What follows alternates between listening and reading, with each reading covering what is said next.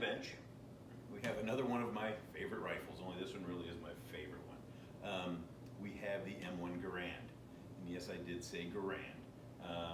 It was the invention of John Cantius. Some say Garand, some say Garand. He was Canadian, he had a kind of heavy accent. Maybe he was saying it wrong. Anyway, I've always heard it Garand. I brought up with a Garand. My dad carried a Garand rifle when he was in the Army. I'm going to refer to it as the Garand. Let me share a picture with you. This is my dad when he was in the Army. And you can see at his side, he's carrying an M1 Garand.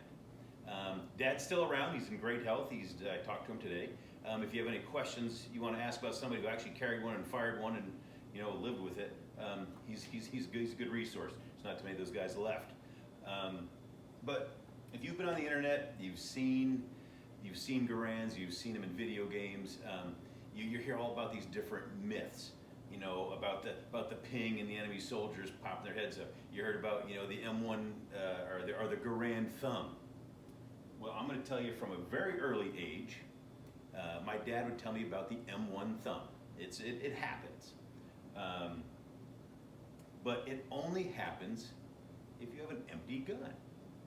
It doesn't happen when you're loading. It doesn't happen when you're firing. I'm going to show you a video of John Henry shooting one the other day, and watch as he loads it. This here is the M1 Garand. Most of you who play video games know this already. This is the standard issue weapon for the US troops in World War II. Fires a 8-round end block clip in 30-06. Cock it back. Shove your clip in there and kick it home. No Garand Thumb today.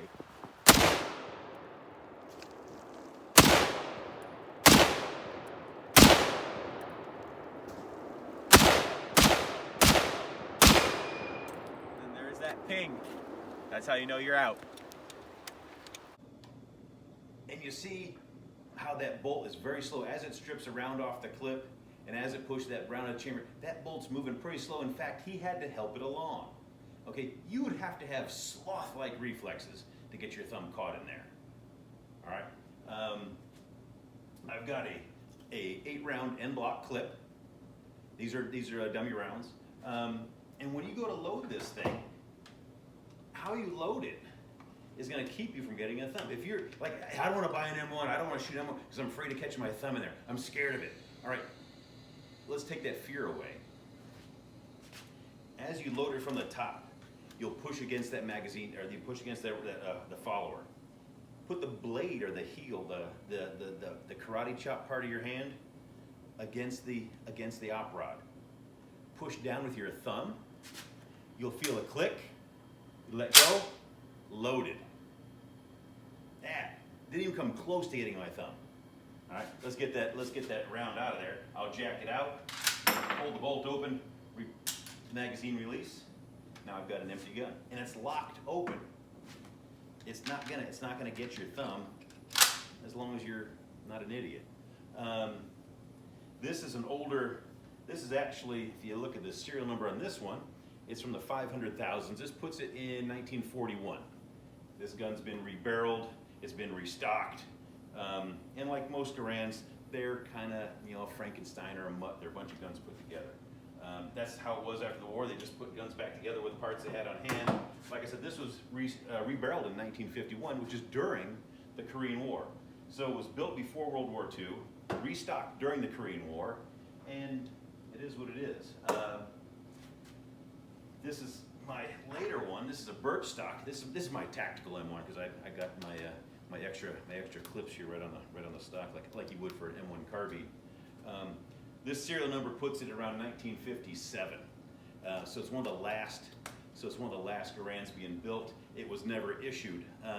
It was never a parade gun. The butt plate was never stood at attention and stamped on the ground. This is basically a brand new gun. It was never fired. It's a 70-year-old brand new gun.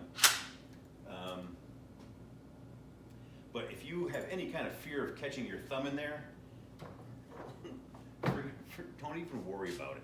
Don't even think about it. Some guys, I guess if you were to pull the bolt back nearly open, it'll catch on that follower, and then any touch, whoa, yeah. But again, it's with an empty gun. It's rested on that magazine follower. If I open this all the way up to where it's ready to load, ready to feed, it's locked in place. It's locked all the way open. I can hold the bolt back, press the magazine follower down, release it. Never was my thumb even near getting caught in there. So well, in this video, you've seen 3 generations of my family holding M1 Garands. It's something we've had around, and we've never had a thumb caught in there. We kind of joke about it. You know, what kind of idiot would you have to be to get your thumb caught in there? And if you got your thumb caught in there, I apologize for you being an idiot. You were probably playing around doing something stupid. Like I said, it's only going to happen on an empty gun. It doesn't happen when you're firing. It doesn't happen when you're shooting. It doesn't happen when you're loading the gun. Like I said, the resistance of stripping that round out of the clip and chambering it, it's going to slow that bolt down. You're not going to get your thumb caught in there. This is the Garand you saw John Henry shooting in that video. This is the one given to him by my dad. This is my dad's old Garand. He skipped me. I thought I was going to get the Garand, but he did. He did give it to John Henry. So now Dad's no longer shooting it. He thought it was getting too heavy for him. He's in his 80s now, and he still knows a lot about the Garand. It just kicks the hell out of him, so he doesn't shoot it anymore. So he gave it to John Henry, and then these two are mine. If you got any questions about the Garand, you want to talk about it, go ahead and leave a comment. If you like these videos, great.